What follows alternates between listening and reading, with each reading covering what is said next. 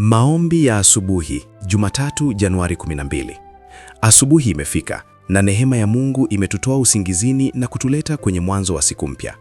Kabla hujaanza shughuli, tuliza moyo wako dakika hii na umkabidhi Mungu siku. Baba wa mbinguni, nakushukuru kwa kuniwezesha kuamka salama asubuhi hii ya Jumatatu, Januari 12.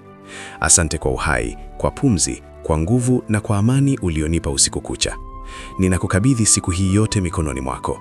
Tambulia mbele yangu katika safari, katika maamuzi, katika kazi na katika mipango yangu. Bwana, ninakuomba leo unipe hekima ya kuchagua yaliyo sahihi, subira katika changamoto, ulinzi njiani na kibali mbele za watu. Fungua milango ambayo imefungwa, sogeza mbali mizigo isiyo ya lazima na uondoe kila kikwazo kilichowekwa kinyume na hatima yangu. Mungu, bariki mikono yangu, bariki riziki yangu, bariki mazungumzo yangu na bariki watu ninaokutana nao leo. Ondoa hofu, mashaka na mawazo ya kushindwa. Weka ndani yangu moyo wa amani, roho ya shukrani na imani ya kusimama bila kuyumba. Leo natamka, siku hii ni ya ushindi, siku hii ni ya kibali, siku hii ni ya neema na Mungu yuko pamoja nami. Amani yako itawale nyumbani kwangu, kazini kwangu, njiani na katika mawazo yangu.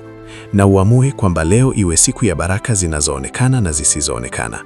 Kwa jina la Yesu Kristo, amina.